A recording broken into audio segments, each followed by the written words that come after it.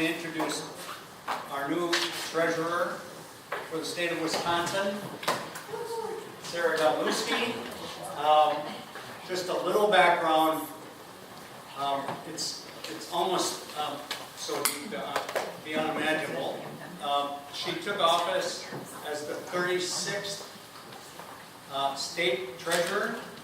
Before that, she was the founder of a multi-million-dollar socially responsible investment firm. She worked for the Pentagon for almost a decade. She was responsible for micro-lending ideas in India. Is that right? Yeah. And most notably, I think, Sarah was responsible, or was one of the leaders in making sure that she had a position to run for by getting the treasurer. She knew there was money there for us, and she was going to go get it for us. And as a matter of fact, I was hoping to talk about a little bit about that money you just found. Yeah. I want to welcome Sarah Godlewski.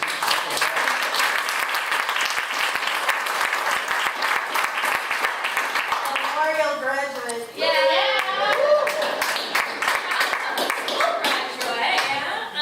So first of all, it is so great to be home, and there is a reason why I still keep my membership with Citizen Co-op Western Wisconsin, because you guys seriously are the best. I mean, there's no ifs, ands, or buts about it.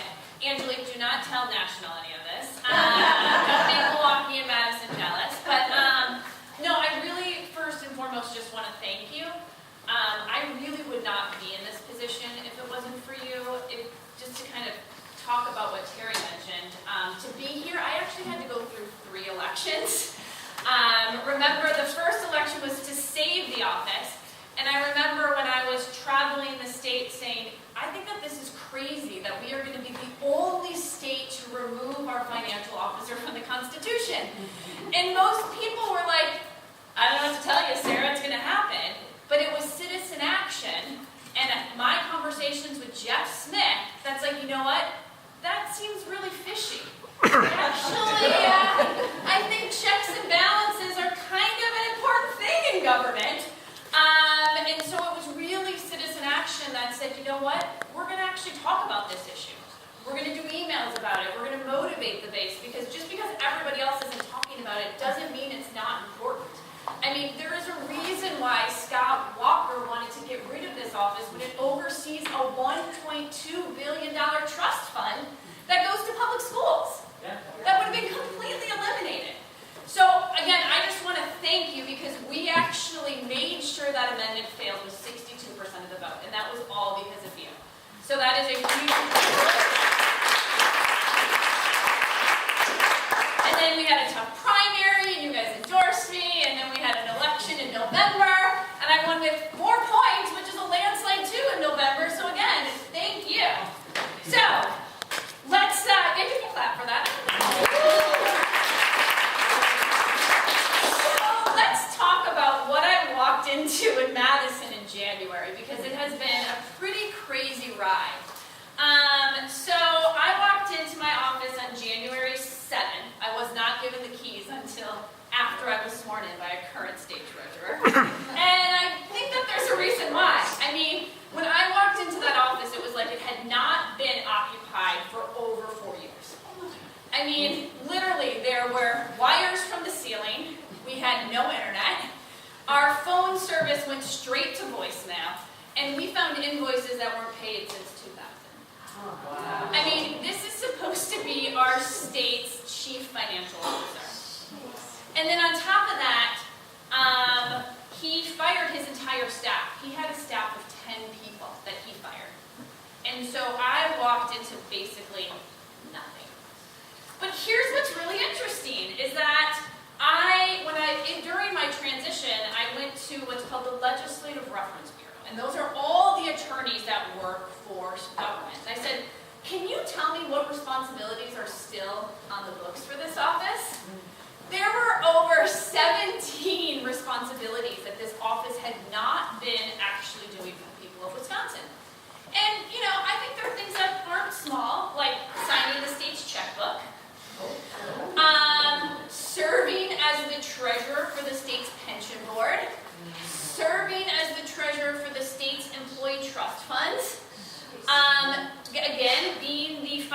co-trustee to a $1.2 billion school trust. There's actually 4 of them. And this is just scratching the surface. I mean, these are financial mismanagement nightmares that this guy was getting paid $70,000 a year and not doing his job. It's absolutely crazy if you think about it. So, I'm not going to even make this up. I mean, it was literally to a point I had a meeting with Robin Voss, and I was talking to him about these responsibilities, and quite frankly, the impact on state government, and he literally said to me, "I'm surprised we didn't take those away from you, Sarah." And I was like, okay, all right, see how this year's going to be. So here's what I want to talk about is really what we've been doing, but really kind of the role that we're going to be looking for all of you moving forward. So we've only been in office for a couple months, but here's, I really think, 3 things that we've done that have been pretty important. So the first goes with our role as kind of like the chief investor. So we invest literally $1.2 million. And as I mentioned earlier, that money goes to public schools. So literally it funds 92% of all of our school libraries and media needs. So if we didn't have that funding stream, a lot of communities across the state would not have money for books and technology, which I think would be pretty unfortunate. I mean, in Jeff Smith's district, within the last 2 years, we've actually given, I wanted to pull this number, we've given Eau Claire area schools $7.6 million. $7.6 million. And so, yeah. The $7.6 million, right now, we're sitting at that as a deficit. So you can see that if the money wasn't there, where we could. Right. Right, yeah. So we know that money is so important, but here's what's interesting, is that there were restrictions on A, how we could use that money, but B, how we invested. So the first one is that in my job as chief investor, I could not talk about climate change, which to me seems crazy. So I couldn't talk about how these investments would be impacted by climate change. I couldn't look at investing in climate change. So literally one of the first things we did is we repealed the gag order because, heaven forbid, we actually believe in science. What a concept, right? And so now all of the team around me that does help manage this can now actually look at climate change when we invest this money, because I think that's our fiduciary responsibility to do so. So that's the first thing we did is we brought science back. And what I think is so great is I didn't need the legislative approval to do this. This goes back to one of our executive powers where I didn't need permission, I could just go do this. The second thing is we actually started investing in renewables. So going back to this greater kind of anti-climate, anti-science, is that there were policies around not investing in renewable energy. And again, to me, this is crazy because this is a win-win opportunity. Not only is this a good financial return for our public schools, but it also does good things for our communities. And so I am proud to say that we repealed the renewable ban, and now we can invest in renewable energy for the state of Wisconsin, which is something we can do without any sort of permission from the legislature. So the third thing that we've been really active about is making sure we invest in local communities. So we do what's called a state trust fund financing program, and we invest in communities in ways that big banks won't. So take, for example, unfunded pension liabilities. When the community can't pay for unfunded pension liabilities, do you think a bank is going to pay for that? No. So they come to us to help make sure the Wisconsin pension system is solvent. And literally, we have provided millions of dollars to make sure that everybody who works hard gets that pension because we believe it's really important. And so we've been looking at lending programs that right now the federal government hasn't been involved in. So lead abatement. We know right now that's not something that we can get federal funding for. But we, again, have a fund of almost $800 million that we could actually address lead in our water. I mean, we can do things like looking at economic development issues that other people aren't doing. And so that is one of our top priorities. I mean, since 2000, I'll find out this fact. So with the State Trust Fund Loan Program, and again, Jeff Smith's district, is Jeff still here? Yeah, he's right. Okay. We have given, in the State Trust Fund Loan Program, over $40 million in different programs across the district. And so now we're looking at ways, how can we target some of that money to really make an impact in ways that we think are important here in Eau Claire County and beyond. So I'm excited to kind of start thinking through what are the best ways to do that. So that's money that we've been using. We've proudly distributed just on Monday a $36.2 billion check to the Department of Public Instruction for this year's library and media needs for the state of Wisconsin. So that will be one of our record-breaking distributions, and we're looking forward to continuing to kind of break that record every year by doing smart investments like renewable energy and clean water, because those are win-win things that we know that we can do in investing in Wisconsin's communities. So that's what we've been doing, at least for the last couple months. So let's talk about where we want to go. So there are really 3 priorities for this office that I'm focusing in on. The first actually has to do with retirement, believe it or not. When I was reading all of this information and talking to a lot of people from Wisconsin, literally over 50% of Wisconsinites do not have money saved for their retirement. They are planning on living off of Social Security alone, which we know is not sufficient. And Wisconsin has one of the fastest aging populations, and so what are we going to do? Where are these people going to go when their Social Security is coming in, but they don't have enough money to pay for their bills? And so state treasurers actually around the country have been leading public pension plans that allow people to invest their money to get a good return for retirement. So one of the best examples is Oregon. Oregon did this a couple of years ago, and within their first year, they had over, I think it was well over maybe 50,000 people join within their first year, and they had a fund of over $10 million. That was just in their first year. Imagine what we can do in Wisconsin with that. And here's a fact. When you empower people to just have some sort of saving mechanism, like an automatic plan that they could just take out of their salary, $5, $10, they are 15 times more likely to save for retirement.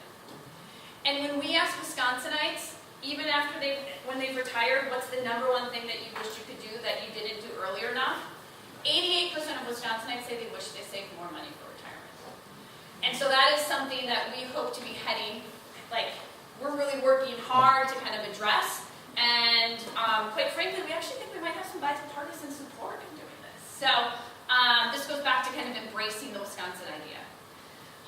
The second thing that we're working on is college affordability and student loan debt. Anybody here have somebody with student loan debt? Know some people with that? So I always like to share my personal story. I graduated in 4 years. I did everything right, went to public school, but I still had $75,000 in debt and was paying up to 9% in interest. Last year, students were paying up to 15% in interest, which is absolutely ridiculous. And here's the kicker, is unlike your home, unlike your car, unlike a lot of other money that we borrow, you can't refinance your student loans. And I think that is absolutely ridiculous. And so one of the things that we are looking at is, should we create a student loan refinancing authority? So a lot of states across the country have been actually looking at how to address this head on. So if the federal government isn't going to take care of it, and if big banks are just going to gouge the crap out of everybody, we're going to step in and do something about this. And so they will literally buy that high interest student loan debt, and they will refinance it at a 3% rate and at a 4% rate, which is still a significant, which is still a return, so money that we're not losing it at this state level, but it's much better than 15%. It's much better than 8% or 9%. And so we right now are looking at ways that we can potentially do that. This will be interesting based on what the legislature says and how much buy-in we get. Surprisingly, it's also been a relatively bipartisan issue. Where I have been coming from this is, rather than looking at student loan debt as a debt, looking at addressing student loan debt as an investment. So can I use my investment authority to actually invest in students, buy their high interest debt and lower it at like a 3% rate. So I still make returns for the state, but address kind of this as like a retention tool for our young people. So these are things that we are looking at. The second thing within college affordability that we are looking at, and I actually met with a handful of Republican legislators about just last week, is starting universal child savings accounts for the state of Wisconsin. So for those of you that are not familiar, a lot of states, what they do is when your child is born, the state will open up a college savings account for them, and they'll put $50, $100 in. And we know that when we do that, kids, especially in impoverished communities, are 3 times more likely to go to college and 4 times more likely to actually graduate. And so one of the things that we are looking at is setting basically a Roth IRA for every kid in the state of Wisconsin. So when kids are born, what would happen is that when they're filling out their birth certificate information, you would literally check a box that says, I want my kid to enroll in a child savings account. And we then process it through the kind of Social Security tax return system. So it's an efficiency. It doesn't cost a lot of money to do this. And then we put in the first $50. And by investing that in some sort of security, it makes a return over time. And there's been studies around how impactful this has been for young people, especially in places where young people don't feel like they're being invested in. They feel like they can't afford to go to school or go to a tech school or go to anything after high school. And so this is just providing options. Now, what's really smart in states like Rhode Island is that this doesn't cost taxpayers a dime because they invest on the side of another investment company, and they get them to actually put in that first $50. They say, you want to help us manage the account? Then you help actually pay for this. And so in states like Rhode Island, they don't pay anything for this program, but it's having exponential results on kids going to college there. And so this is something that we are looking at, and again, is a top priority for us. And then the third thing that we are doing, and it goes back to, I think, what's at the core of my day-to-day work, which is to be your fiscal watchdog. So, fun fact, literally a week after I was elected, I get a call from the state, and they go, hey, Sarah, we need your signature. And I go, the election results? What do you need my signature for? And they go, well, we need you to come in because you signed the state's checkbook. And I go, oh, okay, well, that makes sense. I validate the money to make sure we've got it, to make sure it's not fraudulent, all sorts of things. I go, great, can you send me kind of our standard operating procedures on large checks, how we look at third-party vendors that use this signature? Can you just send me our basic operating principles with that stuff? And they looked at me like I was speaking a foreign language. They go, what? I go, well, I'm not going to give you my signature unless you show me how you operate the state's checkbook. I would never sign a blank check for my personal account. Why do you think I'm going to do that with taxpayer money? That's ridiculous. And let's just say that was a lot of brouhaha with the Department of Administration, you can imagine, especially under the Walker administration at the time. And so one of the things that we are looking at is really developing all these new internal controls and really looking at, we know in August alone, we lost over $1 million in just mismanagement of checks. $1 million in taxpayers. And this was covered by the Milwaukee Sentinel. It's not like this is being kept a secret. It's more or less that I don't think people know where to go and who's going to advocate for this. And so we are looking at how can we provide better transparency and accountability, because that's exactly what we are there to do. And so we plan on, again, identifying where we can improve that, how we can improve financial transparency with your tax dollars, something that we're working on the governor with, that Chris Boyle has been incredibly active about, is looking at transparency with tax dollars. So, for example, talking about where does your money go and how much actually goes to public schools versus voucher schools, and how can we start publishing that information and including it in your tax bill. And so we've been working really hard at kind of providing that, because as taxpayers we deserve to know. And when our money is mismanaged, we've got to ask why, and we've got to stop it rather than just letting it continue. So that is exactly what we have been doing. So those are our priorities. What I'm kind of asking from, I wouldn't be, I guess, a good community organizer, which I am by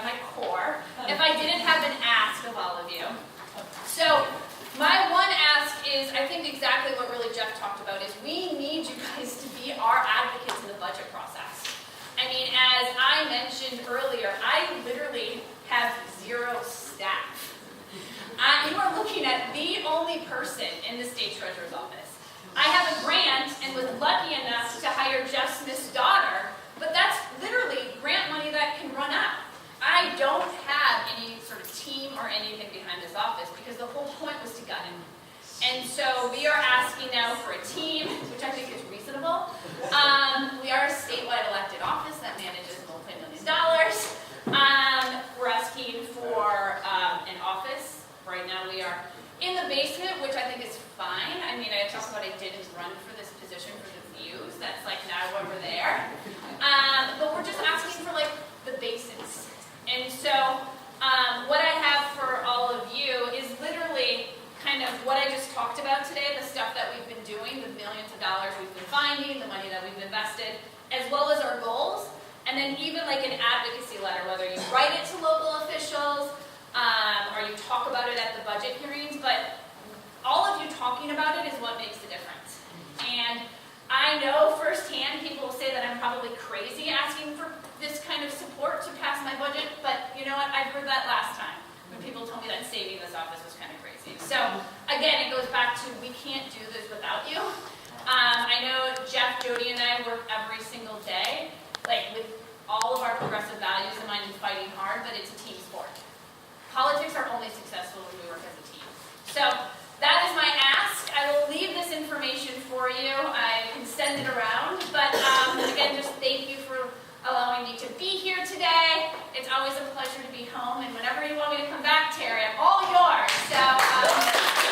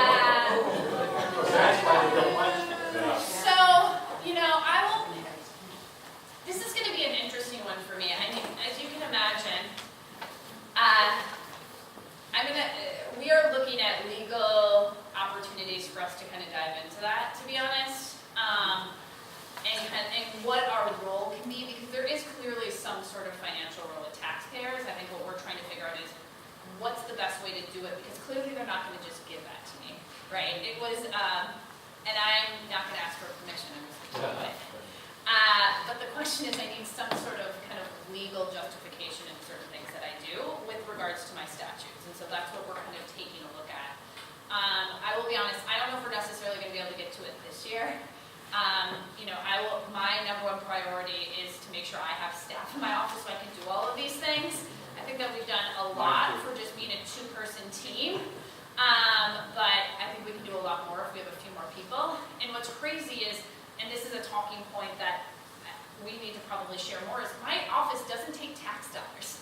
So the money that I make on my investments, the money I make on like managing unclaimed property is actually what funds this office. It's not tax dollars, it's program revenue.